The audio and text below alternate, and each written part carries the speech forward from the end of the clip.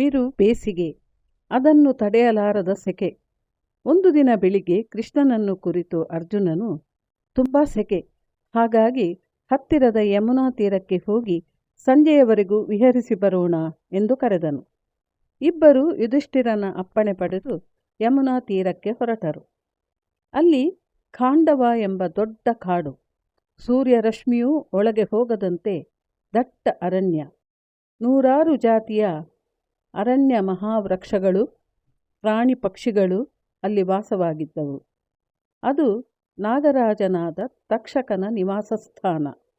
ಆ ಅರಣ್ಯವನ್ನು ಪ್ರವೇಶಿಸುವುದಕ್ಕೆ ಯಾರಿಗಾದರೂ ಭಯವಾಗುತ್ತಿತ್ತು. ಇವರಿಬ್ಬರು ಅರಣ್ಯ ಮಧ್ಯದಲ್ಲಿ ಹರಿಯುತ್ತಿದ್ದ ಯಮುನೆಯ ತೀರದಲ್ಲಿ ಬಂದು ತಂಗಿದರು. ತಣ್ಣನೆಯ ವಿಹಾರವು ಕೃಷ್ಣನಿಗೆ ತನ್ನ ಬಾಲ್ಯಕಾಲದ ನೆನಪು ತಂದುಕೊಟ್ಟಿತು.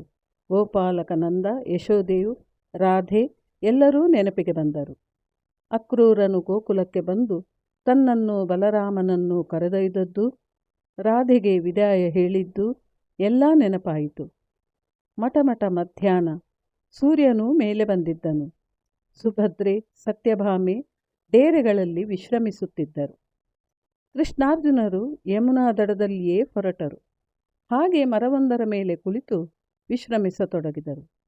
ಅಷ್ಟರಲ್ಲಿ ಕರಗಿದ್ದ ಚಿನ್ನದಂತಹ ಮೈಕಾಂತಿಯುಳ್ಳ ಬ್ರಾಹ್ಮಣನು ಬೆಳಿಗ್ಗೆಯ ಸೂರ್ಯನಂತೆ ಕಾಣುವ ರೀತಿಯಲ್ಲಿ ಅಲ್ಲಿಗೆ ಬಂದನು. ಕೃಷ್ಣಾರ್ಜುನರು ಕೆಳಗಿಳಿದು ಬ್ರಾಹ್ಮಣನಿಗೆ ನಮಸ್ಕಾರ ಮಾಡಿದರು. ಆ ಬ್ರಾಹ್ಮಣನು, ನಾನು ಹಸಿದಿದ್ದೇನೆ, ನನ್ನ ಕ್ಷುದ್ಬಾಧೆಯನ್ನು ತಣಿಸಬೇಕು ಎಂದು ಬೇಡಿಕೊಂಡನು. ನೀವು ವಿಪ್ರೋತ್ತಮರು, ನಿಮಗೆ ಏನು ಅಡಿಗೆ ಮಾಡಿ ಬಡಿಸಬೇಕು ಎಂದು ಕೇಳಲು ಬ್ರಾಹ್ಮಣ, ನನಗೆ ಸಾಧಾರಣ ಆಹಾರದಿಂದ ತೃಪ್ತಿ ಆಗಲಾರದು. ನಾನು ಅಗ್ನಿ, ನೀವು ಬರುವುದನ್ನೇ ಕಾಯುತ್ತಿದ್ದೆ. ನನ್ನ ಕನಸು ನನಸಾಗಬೇಕಾದರೆ ನಿಮ್ಮಿಂದನೇ ಅಂತ ನನಗೆ ಗೊತ್ತು. ಈ ಕಾಂಡವ ವನವನ್ನು ದಹಿಸಬೇಕೆಂದು ನನ್ನ ಅಪೇಕ್ಷೆ. ಇದು ಇಂದ್ರನ ಗೆಳೆಯ ತಕ್ಷಕನಿರುವ ಸ್ಥಳ. ನಾನು ಯಾವಾಗ ಇದನ್ನು ಭಕ್ಷಿಸ ಹೊರಟರೂ ಇಂದ್ರನು ಮಳೆಗರೆಯುತ್ತಾನೆ. ನೀವು ನಿಮ್ಮ ಶಸ್ತ್ರಜಾಲದಿಂದ ಮಳೆಯನ್ನು ತಡೆದು ವನವನ್ನು ದಹಿಸಲು ನನಗೆ ನೆರವಾಗಬೇಕೆಂಬುದೇ ನನ್ನ ಕೋರಿಕೆ ಎಂದನು. ಕೃಷ್ಣಾರ್ಜುನರಿಗೆ ಆಶ್ಚರ್ಯವಾದರೂ ಆ ಸಾಹಸಕ್ಕೆ ಮುಂದಾದರು.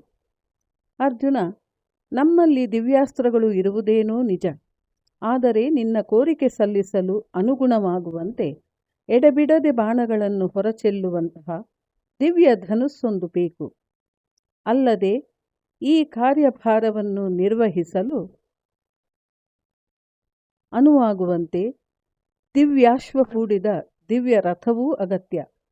ನೀವು ಇವುಗಳನ್ನು ಕೊಟ್ಟರೆ ನಿಮ್ಮ ಕೆಲಸ ಆಯಿತೆಂದು ತಿಳಿಯಿರಿ. ಅಗ್ನಿಗೆ ಸಂತೋಷವಾಯಿತು. ಅವನು ವರುಣನನ್ನು ಕರೆದು ನಿನ್ನಲ್ಲಿರುವ ಗಾಂಡೀವ ಧನುಸ್ಸನ್ನು, ಅಕ್ಷಯ ತೂಣೀರಗಳನ್ನು, ಮಹಾವೇಗದ ದಿವ್ಯ ಶ್ವೇತಾಶ್ವಗಳನ್ನು ಹೂಡಿದ ಕಪಿಧ್ವಜವುಳ್ಳ ರಥವನ್ನು ಅರ್ಜುನನಿಗೆ ಕೊಡು ಎಂದು ಹೇಳಿಕೊಂಡನು. ವರುಣನು ಹಾಗೆಯೇ ಎಲ್ಲವನ್ನೂ ಕೊಟ್ಟನು. ಮನೋವೇಗದಿಂದ ಚಲಿಸಬಲ್ಲ ಆ ರಥವು ಹಿಂದೆ ದೇವಾಸುರ ಯುದ್ಧದಲ್ಲಿ ಜಯವನ್ನು ತಂದುಕೊಟ್ಟಿತ್ತು.